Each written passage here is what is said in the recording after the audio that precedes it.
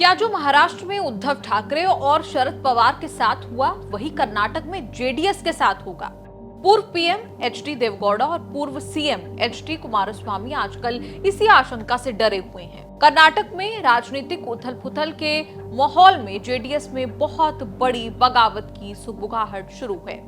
कर्नाटक में जेडीएस का पहले से बहुत बुरा हाल हो रखा है। विधानसभा चुनाव में सूपड़ा साफ हुआ। लोकसभा चुनाव में बीजेपी के साथ होने से थोड़ी इज्जत और पार्टी बची रही, लेकिन उपचुनावों में फिर करारी हार हुई। जेडीएस का कंट्रोल करने वाले देवगौड़ा परिवार के रातों की नींद हराम है। कांग्रेस विधायक शिवगंगा बसवराज ने धमाका करते हुए दावा किया कि जेडीएस के 18 में से 11 विधायक कांग्रेस में शामिल होने वाले हैं। मतलब 2/3 पार्टी टूटकर कांग्रेस में मिलने वाली है। बसवराज यहां तक कह गए कि डीके शिव कुमार सबको साथ ले रहे हैं। जेडीएस वाले खुद आना चाहें तो क्या हम मना कर दें? जेडीएस की ओर से इस दावे का खंडन किया गया है, लेकिन कर्नाटक में कांग्रेस और डीके शिव कुमार जितने पावरफुल होते जा रहे हैं, उसमें जेडीएस के टूटने की आशंका से इनकार नहीं किया जा रहा है। कर्नाटक में बीजेपी खुद इस स्थिति में नहीं है कि डीके शिव कुमार से जेडीएस को बचा ले।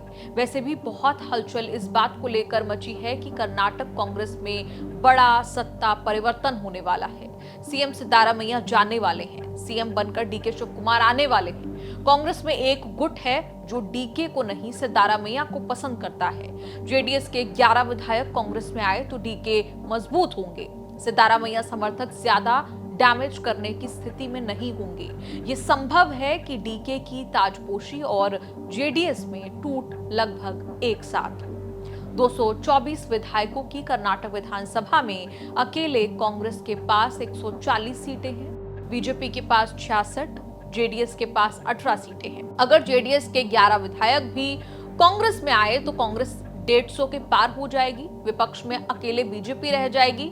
कांग्रेस के पास अपना विधानसभा स्पीकर भी है, इसीलिए पार्टी टूटने पर कोई अड़चन भी नहीं आनी। कर्नाटक में इसे ऑपरेशन हस्त कहा जा रहा है। कर्नाटक में देवगौड़ा का इतना सम्मान है कि 2023 में चुनाव जीतने के बाद आशीर्वाद लेने खुद डीके शिव कुमार पहुंच गए थे। देवगौड़ा परिवार और जेडीएस का जिन मोहल्लों में वर्चस्व होता था, उसमें भी सेंध लग चुकी है।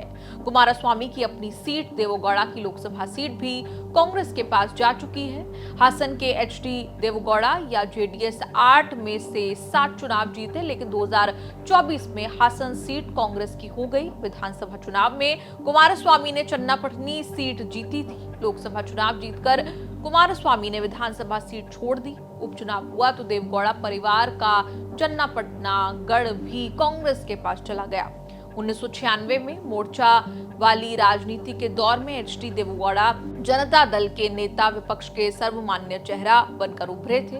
ना कोई पार्टी, ना कोई बड़ा जनाधार, फिर भी देवगौड़ा करीब 10 महीने के लिए संयुक्त मोर्चा सरकार के प्रधानमंत्री बन गए। 10 महीने बाद जब प्रधानमंत्री भी नहीं रहे, जनता दल में भी बिखराव होता रहा, तब क्या करते?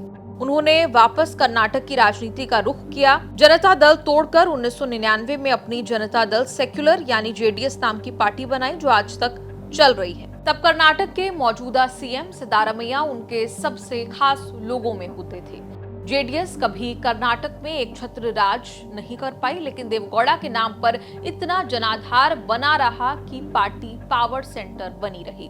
2024 सदस्यों की विधानसभा में सबसे ज्यादा 58 विधायक सिर्फ 2004 में जीते, फिर 28, 40, 37 विधायक जीतते रहे। 2023 के चुनाव में सबसे खराब प्रदर्शन किया जब केवल 18 विधायक जीते। लोकसभा में तो और भी बुरा हाल रहा, 3 से ज्यादा कभी सांसद जीते नहीं। 2024 के चुनाव में बीजेपी के साथ 3 लड़कर 2 सीटें जीत पाई जेडीएस। मोदी देवगौड़ा का बहुत सम्मान करते हैं, इसीलिए उन्होंने 2 सांसद होने के बाद भी कुमारस्वामी को कैबिनेट मंत्री बना दिया।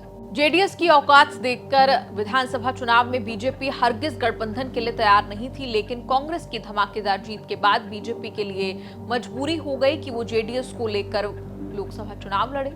इसका फायदा ये हुआ कि कांग्रेस थोड़ी सिमटी। कर्नाटक में होने वाला बीजेपी का थोड़ा डैमेज थोड़ा कंट्रोल हो गया। देवगौड़ा के पोते प्रज्वल रेवन्ना के सेक्स कांड से भी पार्टी और परिवार को बड़ा झटका लगा है।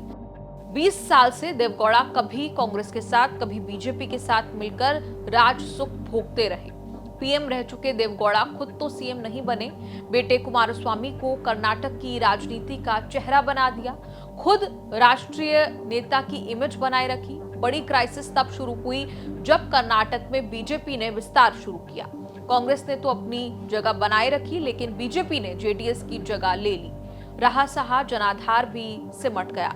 अगर बची कुची पार्टी भी कांग्रेस के साथ चली गई तो देवगौड़ा परिवार की राजनीति का बचना भी मुश्किल होगा। इस एपिसोड पर आपका क्या कहना है? आप कमेंट्स में लिखकर अपनी राय जरूर दें और देखते रहिए न्यूज़ तक।